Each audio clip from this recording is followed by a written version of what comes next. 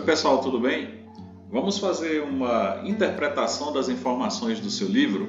Vai ser uma espécie de leitura sincronizada, né? A gente tem aqui imagens muito interessantes que ilustram a questão da urbanização, né? Como é que começa esse processo e como é que ele interfere na sociedade. Isso é o que nos interessa mais procurar entender e descobrir. Aqui a gente tem a imagem de uma enchente famosa, né? Em São Paulo, né? Digo famosa porque é uma coisa que acontece sempre e volta e meia as pessoas estão nessa condição aqui. E do lado daqui a gente tem as ruínas de uma outra grande cidade da América Latina que é Machu Picchu, no Peru. E o texto vai dizer que, diferente do que acontece com cidades modernas como São Paulo, nessas construções antiguíssimas não havia esse tipo de problema como enchente. Mas isso é uma questão para ser analisada com mais cuidado, com mais tempo, depois, né? Agora tem uma provocação interessante aqui nessa página que é a seguinte. Atualmente em diversas cidades de todas as regiões de nosso país, convivemos com enchentes e outras tragédias causadas todos os anos pela chuva. Será que essas tragédias poderiam ser evitadas e como? É uma pergunta interessante, porque tem uma espécie de noção no ar de que as tragédias naturais são totalmente inevitáveis e é como se fosse preciso que as pessoas se acostumassem com elas e se preparassem para elas, não preparar no sentido de evitar os danos, né? Mas no sentido de tolerar os danos como uma coisa que teria que ocorrer e não seria diferente. Mas será que é isso mesmo? Então, a sociologia nos ajuda a entender um conjunto de questões que nós podemos intitular de questões urbanas, né? Como entender as questões urbanas, mesmo que a gente não viva no ambiente urbano. É possível que alguns de vocês estejam acompanhando essas nossas interpretações enquanto olha pela janela o campo. Mas a vida no campo também é, de certa forma, impactada pelo que acontece na cidade. É lá, inclusive, que muitas pessoas, apesar de viverem no campo, vão comprar os alimentos que são produzidos no campo em outro lugar. Percebem isso? Então, o termo urbano é derivado de urbe, né? Que é uma palavra latina. Nós sabemos que o latim é aquele idioma que está na base de muitos outros idiomas modernos, como o português, a nossa língua, o espanhol, o italiano, o romeno, o francês, tudo isso vem do latim. Então é comum a gente encontrar palavras como essa que nós estamos querendo entender agora, se não iguais, semelhantes nessas línguas todas, pela origem comum que é o latim. E a gente já aprendeu lá no primeiro ano que a língua é um fato social. Olha que interessante, a língua é um fato social. O que a língua é um fato social? Note que ela tem aquelas características que Durkheim dá aos fatos sociais. Uma língua tem exterioridade, quer dizer, ela é exterior a você, ela é exterior a você, no sentido de que quando você nasce em determinada família, em determinada região, todos estão falando aquela língua, não foi você que a trouxe consigo, você se submete de certa forma a ela e se você não o fizer, pode ter algum tipo de problema, né? Então, é uma característica das línguas de serem fatos sociais na medida em que são exteriores ao indivíduo. Bom, elas também são gerais no sentido de que os indivíduos de um mesmo grupo, portanto, tem generalidade, que é outra característica dos fatos sociais.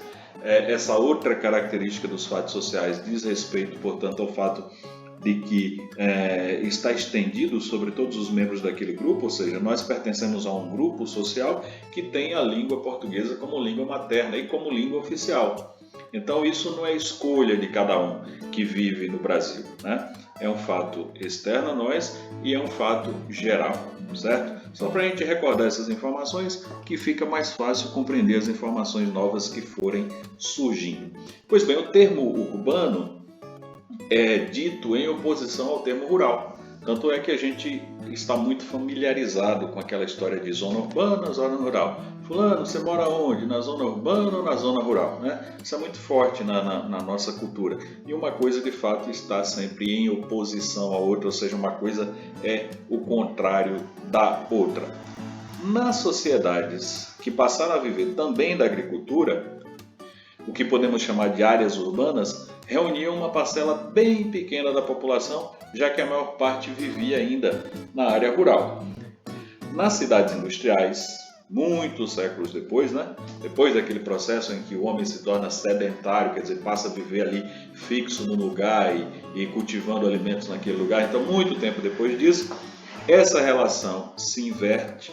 Qual relação? A relação de que muitos continuavam morando ainda nas áreas rurais e a minoria nas áreas urbanas. Mas quando ocorre o advento da industrialização, se é que nós podemos chamar assim, essa relação, portanto, se inverte, com a imensa maioria da população migrando e se concentrando cada vez mais nas áreas urbanas, trazendo com esse movimento uma série de consequências para a vida cotidiana dos seres humanos. Então é aquilo que foi dito antes, a sociedade muda de face, de feição, de aparência, de essência até, na medida em que se urbaniza, certo? Então, a arquiteta e historiadora Raquel Ronick, numa publicação de 1988, apresenta um paralelo entre a construção de cidades e o aparecimento da escrita entre os homens. Olha que interessante. O aparecimento da escrita está relacionado, segundo essa autora, com o aparecimento das cidades, Vamos tentar compreender isso melhor. Então, segundo Ronick, a escrita e a cidade são fenômenos que ocorrem quase que simultaneamente, ou seja, ao mesmo tempo, como uma necessidade de organização do trabalho coletivo a partir da geração de um determinado excedente proporcionado pela agricultura.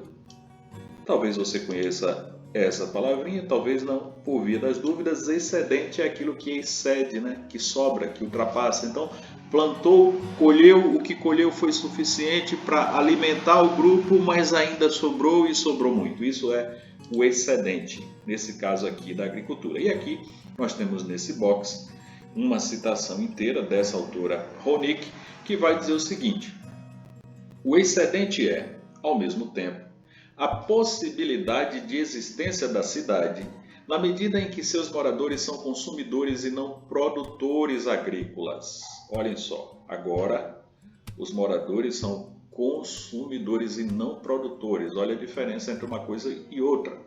E seu resultado, na medida em que é a partir da cidade que a produção agrícola é impulsionada. Trocando em miúdos, ela está dizendo que o excedente, ao mesmo tempo que criou a possibilidade da existência da cidade, é também o seu resultado. Ou seja, o excedente cria a cidade, mas o excedente é o resultado da cidade. O fato de existirem pessoas que estão numa condição de vida que não permite produzir o alimento, cria uma demanda para que mais excedente seja produzido, digamos assim, para que então essa população da cidade possa ser alimentada. Ali são concebidas e administradas as grandes obras de drenagem e irrigação que incrementam a produtividade da terra. Mas, professor, drenagem e irrigação, isso não são práticas modernas? Nessas primeiras cidades já existia tudo isso? Já, e aqui na América, principalmente talvez com esses impérios aí, Inca e os astecas e tantas construções maravilhosas cujas ruínas estão aí, e os estudos demonstram que ali não havia problemas de alagamento, de inundação, porque havia obras de drenagem, de irrigação de alta qualidade. Portanto, havia tecnologia naquela época, Aliás, tecnologia definida como um conjunto de técnicas. Não é um conjunto de técnicas do mundo pós-moderno, é um conjunto de técnicas. E ali, naquele tempo passado, já havia técnica invejável e que muitas cidades atuais não têm para lidar com o problema das enchentes e tudo, percebe? Então, ali se produzem as novas tecnologias do trabalho e da guerra. Enfim, é na cidade e através da escrita que se registra a acumulação de riquezas, de conhecimentos. Olha aí, dando já uma espécie de spoiler do que vem pela frente, nós já podemos entender que o capitalismo, este sistema de produção dentro do qual vive a imensa maioria dos habitantes da Terra, começa a ser gestado justamente junto com as cidades, com aquele processo de acumulação de riquezas. Mas vamos em frente. Então, quando falamos da origem da vida nas cidades, nos referimos à organização da vida coletiva, em um nível bem diferente daquele que era característico dos grupos nômades. Nômades, pensemos nos ciganos, né? Uma minoria étnica, cultural, se é que nós podemos dizer assim também, que desde muitos séculos perambula por várias regiões, países, muitos vieram para o Brasil, segundo alguns autores provenientes da Turquia, mas enfim, nós estamos querendo entender o estilo de vida nômade, que não permanece aquele grupo humano sempre no mesmo lugar, mas muda-se de um lugar para outro constantemente. Claro que muito antes dos ciganos eram populações, grupos mais primitivos que tinham esse estilo de vida. Com a cidade, esses grupos se fixam no lugar. Aliás, é exatamente o contrário. Com a fixação, digamos assim, desses grupos em determinados locais, começa a surgir a cidade. Bom, a acumulação de riquezas e de conhecimentos de que nos fala Honeck significou também a emergência de um poder urbano. Pessoal, vamos entender essa palavrinha emergência aqui, não no sentido que nós estamos acostumados de emergência relacionada a imprevistos, questões de saúde, nada disso. Aqui emergência é mesmo no sentido de emergir, daquilo que emerge, que sobe, que aparece. Se você joga um material leve na água, ele afunda um pouco e logo depois emerge, aparece. Então, nós estamos falando de emergência no sentido de um poder urbano que emerge, ou seja, de um poder da cidade que aparece. E aparece de que forma? Através de uma autoridade político-administrativa. Já naquele passado, professor, sim, já naquele passado também tinha, né? Então, essa autoridade político-administrativa relacionava-se à divisão social do trabalho entre os homens. Essa expressão também é chave, nós vamos topar com ela em muitos outros momentos de estudos, né? Divisão social do trabalho. Como será isso? Pensemos que no mundo do trabalho, nem todas as pessoas se dedicam à mesma função, à mesma atividade, mesmo dentro de uma mesma atividade, pessoas diferentes, muitas vezes dedicam-se a processos diferentes. Isso poderá ser melhor detalhado em outro momento, mas é importante você tomar nota, você se lembrar dessa expressão, porque ela é muito valiosa nos estudos sociológicos e na compreensão da sociedade moderna, da sociedade contemporânea, a divisão social do trabalho. Esta divisão do trabalho era encarregada, por exemplo, de gerir os excedentes, as sobras, né? E de comandar as guerras, estabelecendo uma série de hierarquias. E hierarquias nós podemos, de maneira muito superficial, dizer que tem a ver com uma certa escala ou pirâmide de distribuição do poder, da importância, das responsabilidades. Se nós pensarmos na hierarquia social que nós temos hoje, né? Nós poderíamos, assim, brevemente, pensar numa pirâmide que representasse as classes sociais e nós teríamos no topo da pirâmide as elites nacionais, os banqueiros, os latifundiários, né? Aqueles que detêm mesmo o poder político, o poder econômico. Logo abaixo uma classe média alta, depois uma classe média baixa, depois as classes C, D, E, das quais nós fazemos parte, com muita gente, inclusive, cá embaixo pensando que faz parte da classe de cima, né? O engraçado é isso. E assimilando os interesses e as falas e as informações da classe dominante como se fosse classe dominante, quando na verdade é classe dominada, né? Então isso aí tem um pouco a ver com hierarquia também.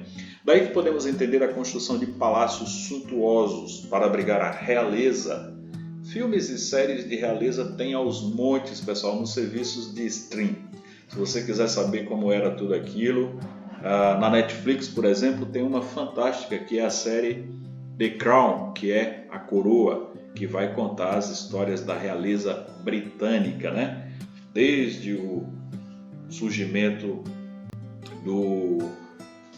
a coroação, né, da Rainha Elizabeth até os tempos cá da princesa Diana. Então, as histórias de realeza não faltam por aí, e com elas a gente pode ter uma ideia clara disso que está sendo colocado aí, né, que é a distribuição do poder, o exercício do poder urbano, a autoridade que já naquela época existia e que estava centrada ali no período quando o sistema feudal vai começando a se desconstruir e a burguesia vai começando a surgir. Então centram todo o poder na figura do rei, como nós podemos ver mais adiante, e isso tem a ver sim com essa autoridade administrativa que surge junto com as cidades. Aí você tinha os templos, que eram importantes para o culto ao sagrado, as fortalezas inabaláveis, que eram defendidas pelos guerreiros. Nós estamos vendo aí, portanto, um cenário medieval, mas de um medievalismo que já vai se encaminhando através da acumulação de riquezas para a revolução industrial, que aí sim tem tudo a ver com a vida nas cidades. E aqui nós temos uma fotografia bem interessante que se refere às ruínas da cidade de Meroe, ou Meroé, não sei exatamente a pronúncia, nós estamos provavelmente diante de uma palavra africana, porque é lá que essa cidade existiu, e então era essa cidade capital do Império de Kush, entre 270 a.C. e 370 depois de Cristo. Durou muito tempo esse império, né? Pouco se fala dele, talvez porque era um império africano, né? Não era formado de gente branca. Algumas pesquisas arqueológicas indicam o estabelecimento desse império ao sul do Egito, próximo à Núbia, por volta dos anos 2500 a.C. E aqui é, portanto, um exemplo de uma grande cidade, das primeiras cidades dessa era que nós podemos verificar aí. Segundo o filólogo e arqueólogo australiano Very Gordon Childe, o surgimento das primeiras cidades pode ser definido pelo termo Revolução Neolítica. Suas pesquisas apontaram que o início desse processo de sedentarização teria ocorrido há cerca de 10.000 anos. Parece que é há muitíssimo tempo atrás, né, pessoal? Mas se nós pensarmos quantos anos a Terra tem, o professor de geografia poderá lhe dizer, nós vamos ver que algo que aconteceu há 10.000 anos atrás, na verdade, desse ponto de vista, é ontem, faz pouco tempo. Faz pouco tempo que começaram a surgir as cidades na história humana, na história do planeta Terra. Outros pesquisadores definem essas primeiras concentrações humanas como vilas neolíticas, do período neolítico, claro, que prosperaram e se transformaram posteriormente em cidades. Apesar da identificação tradicional da Mesopotâmia, entre os rios Eufrates e Tigre, aliás, a palavra Mesopotâmia significa exatamente entre rios, né? Aí você tem o prefixo grego meso. Fascinante também, né? Esse mundo da descoberta das palavras, você pode dar uma pesquisada, complementar se você quiser. Então, apesar de muitos autores definirem, né, tradicionalmente, essa região da Mesopotâmia como a região em que teriam surgido as primeiras cidades por volta de 3.500 a.C., acompanhada muitos anos depois, entre os anos 2000 e 1500 a.C., pela ocupação humana em regiões férteis do Egito, da China e da Palestina. Então, apesar disso, novas pesquisas arqueológicas continuam sendo realizadas, alterando datas e regiões quanto à identificação da organização da vida urbana. Então, tudo isso para dizer que não existe certeza também absoluta quanto a quando e onde esse processo de urbanização começa exatamente na humanidade. O texto está dizendo que existem autores que defendem que foi ali na região da Mesopotâmia e outros dizendo que foi em outra região. Em relação ao continente africano, por exemplo, reconhecido cientificamente como o berço da humanidade, investigações mais recentes apontam para a prática da agricultura no delta do rio Nilo entre 6.000 e 5.000 a.C. Além disso, há ainda outros registros desse processo de sedentarização ocorrido na África com algumas das suas características principais: agricultura, criação de gado, sistemas de escrita, metalurgia em pequena escala, cerca de 1 milênio antes no deserto ocidental, entre os anos 12.000 e 9.000 a.C. na Núbia. Bom, aí quando nós falamos sedentarização, não pense em você sedentário no sofá, comendo biscoito e assistindo TV, porque nessa época não tinha nem sofá, nem biscoito do jeito que a gente conhece hoje, muito menos televisão. Sedentarização, pessoal, no sentido de que o ser humano deixa de ser nômade, de ficar para lá e para cá, se é que nós podemos dizer assim, e começa a se fixar em determinados locais onde vai exercer a agricultura, certo? Isso é que é importante de você compreender quando se fala em sedentarização. Aqui a gente tem outras datas, outras hipóteses em relação ao surgimento das cidades, que você pode conferir aí. Então, havia um grau de sofisticação muito grande nessa região aqui que é citada por último, né? Na região da atual Nairobi, no Quênia, né? É aí que você tem uma sofisticação, quer dizer, um processo de tornar a coisa tão bem feita, né? Tão aperfeiçoada que hoje as pesquisas e os pesquisadores se mostram surpreendidos com aquela capacidade que eles tinham de fazer a cidade funcionar, né? Como muitas vezes cidades modernas não funcionam hoje. Cada vez mais, portanto, apresentam-se dados que questionam a leitura eurocêntrica da história, que aponta para a origem greco-romana da civilização ocidental. Como vamos entender hoje? Leitura eurocêntrica da história, que significa a tendência de ler a história como se a Europa fosse sempre o centro da humanidade, do desenvolvimento, da civilização ocidental, quando, na verdade, pesquisas mostram que o Egito e outras regiões ali da África tiveram um papel importantíssimo nesse processo de desenvolvimento da humanidade. Desenvolvimento não só no sentido de passar a morar na cidade, mas também da construção de conhecimentos importantíssimos para o que nós sabemos, para o que nós temos hoje no mundo, que melhor contribui com a vida humana.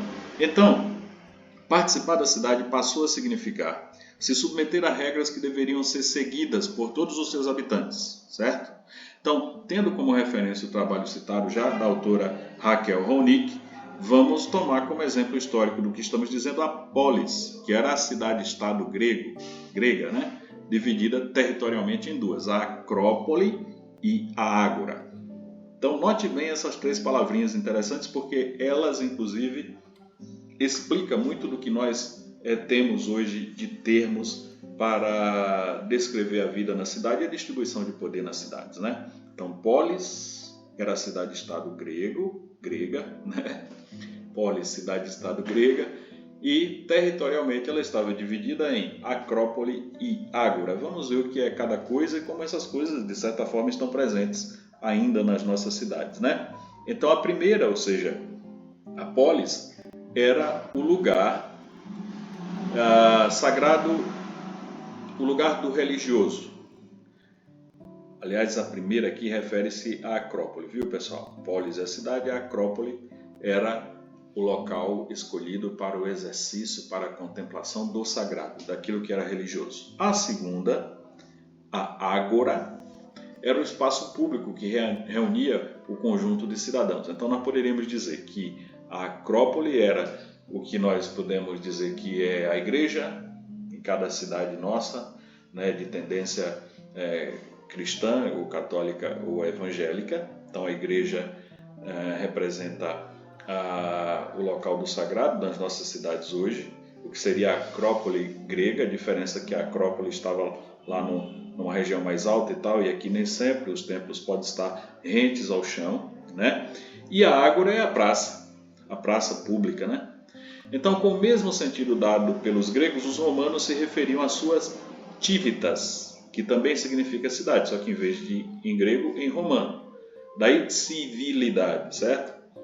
Civitas, que era a cidade no sentido da participação dos cidadãos na vida pública. Observa-se, portanto, que o conceito de polis ou de civitas se referia mais à possibilidade de participação política do habitante da cidade e não o fato de residir na área urbana. O conceito de polis e de civitas. Pessoal, professor, civitas, bom, isso aqui, pessoal, na origem latina e depois também muito próximo do que ficou sendo a língua italiana, que também é uma língua de origem latina, o C tem esse som de T, certo? Civitas, mas se você falar civitas, não vai ter nenhum problema, vai ser entendido também.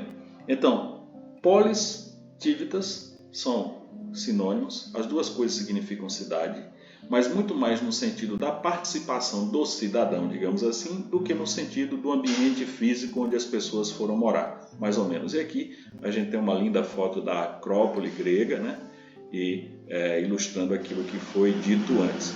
Então, a divisão social do trabalho entre os homens correspondeu à sua distribuição diferenciada no espaço urbano, como é o caso da Acrópole de Atenas, na Grécia. Então, a divisão social do trabalho, aqui numa referência àqueles que, de certa forma, trabalhavam em prol desses sentimentos e ideias religiosas, essa construção maravilhosa que você tem aí, e aqueles outros que estavam mais aqui embaixo, cuidando de coisas mais relacionadas à administração da cidade e outras questões aí que diziam respeito também à vida na cidade grega, na cidade-estado, né?